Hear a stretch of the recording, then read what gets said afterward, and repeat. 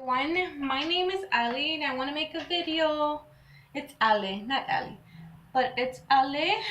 I want to make a video on how I became a flight attendant in transition, how I was able to, or how I got a job offer at the end of the day by a main airline, and I also got a job offer from a legacy airline here in the States. I live in Los Angeles, California, and I started off with the idea of wanting to become a flight attendant because one of my friends suggested that I would be a good flight attendant due to my experience traveling and my customer service, along with a lot of other qualities he thought, that I would, fit the flight attendant description. So my advice to you would be to begin by looking and applying to any airline that's hiring at the moment. There's a great website called flightattendantcareer.com, where if you go on there, it'll show you all the airlines that are currently hiring, and it also gives you more information like maybe where and when the face interviews are going to take place, or when that airline would need you to start working for them or training, stuff like that. But it's very helpful. I didn't use that when I barely started, but eventually I caught on to it. I don't know where I got that website, but it's very helpful and I hope you use it. So my tip would be to apply anywhere and take anything you can. Anything is good, experience as a flight attendant. I didn't have no flight attendant experience when I applied and when I interviewed for both airlines. But I'm pretty sure if you do have any, you're at a higher chance of getting the job offer. You could always start off with a regional airline and then move up if you want, or change, or do whatever you want. It's very possible. If I did it, you could do it, and I had no experience. So another reason why I wanted to become a flight attendant is because I did start thinking, and it would be pretty cool to travel and get paid for it. Also, the flight benefits that your family gets are pretty awesome. I know that, well, your family flies for free, your parents, um, your spouse, sorry, and your children, or if you're not married, for the airline that I'm going to be starting training for soon, I know you could put your significant other, which is amazing. Um, so yeah, look on that website, apply to any airline that's hiring, have a cool resume ready to upload. Um, my resume is actually just one page and it's pretty clear to the point, which I recommend you to do. Don't stress your resume so much. I didn't even upload a cover page, so don't worry. What I think helped me was my volunteer work. I have done volunteer work for Meals on Wheels, and I've also volunteered at substance abuse facilities. So I think that was appealing on my resume. Other than that, everything else was pretty, like, receptionist. I worked for an insurance place, just customer service experience. So upload a good, clear, to the point resume.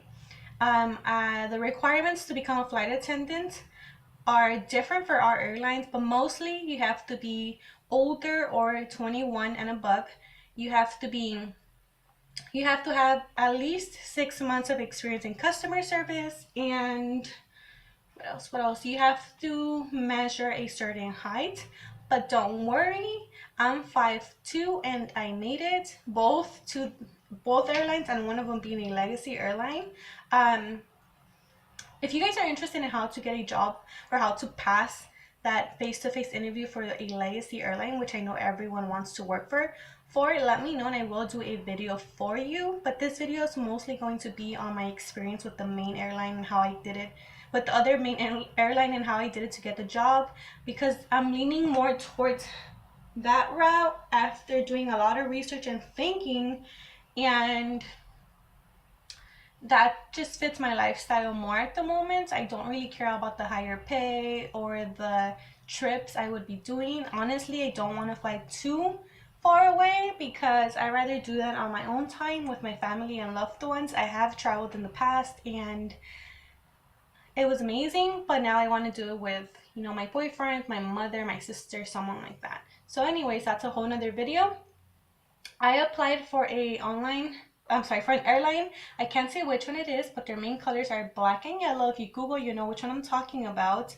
I recommend applying for them if you are, I don't know, if you want to fly international yet not too far away, if that makes sense.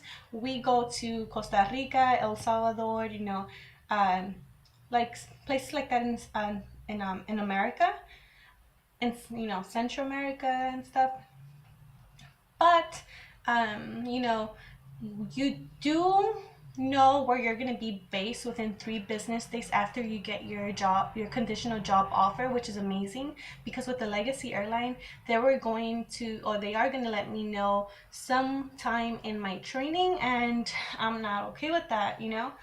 But so I applied online. I got like an invitation like 2-3 weeks later for a face-to-face interview in Las Vegas, Nevada. I did apply to work in that base just because I live in LA and it's only a 30-minute flight if I wanted to come back visit my family, you know, as often as I wanted, and it'll be free, because I'll be using my flight benefits. But that base just sounded best for me. They don't have one in LA. If not, I would have applied to LA. But I got the face-to-face interview. I got there 2 hours before. Go on Glassdoor and read and research all the information you could find regarding that airline you're applying for. So that's what I did. I researched and I found out that I had to be there at least 2 hours before. So I did just that. When I got there were so many persons. I felt so intimidated because they all looked so great. They all looked like flight attendants, and it was intimidating. I was nervous, but the airline crew was so nice. They were so refreshing. They calmed all of us down by letting us know multiple times that they're looking for the best and that's what they're going to hire. And if all of us are the best, then, we're all good. It's not a competition. They're just looking for the best of the best.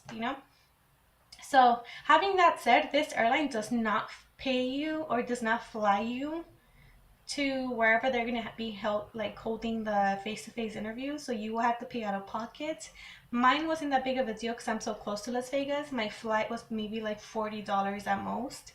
But yeah, so in the instructions that they send you via email for the face-to-face interview, they tell you what to take, and that's copies of everything, like your resume, your ID, your passport, everything, just in case at the end of the day you get a job offer, which is exciting because with this airline, you find out that same day if you're going to, get that offer to start training soon.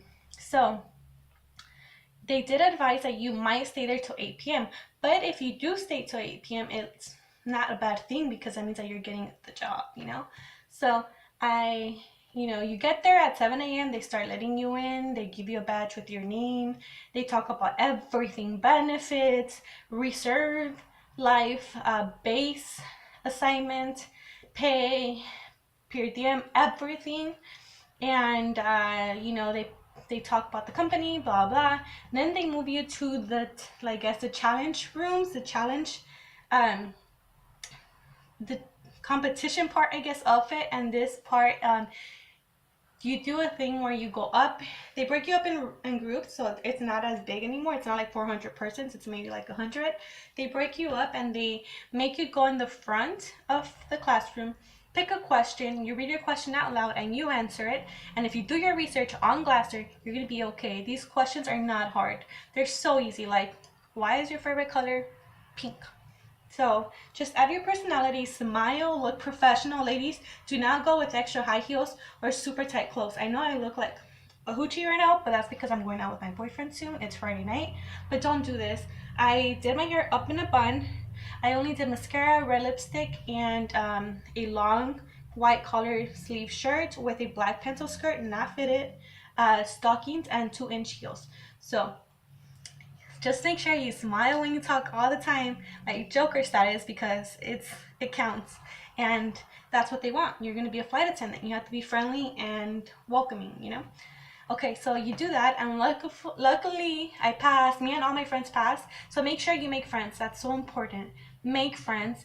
It's all over Glassdoor, and now I know why. It's so important. You guys just feed off each other's positive energy, and you don't feel as intimidated. So please make friends. At least one. All I made was two, and all of us got the job offer. You know. So we all made it to the second round, which is they just make sure that you're able to lift 50 pounds above your head. So fill up a luggage, I would say, of 40 pounds and or 50 if you're a badass, and try to lift it on top of your head, like straight up like that. If you could do that, you move on to the next step, which is a face-to-face interview.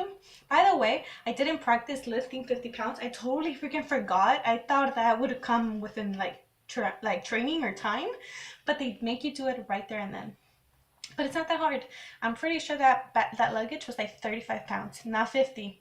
But maybe it was, and I always underestimate myself. But yeah, so moving on, you go to your basic interview.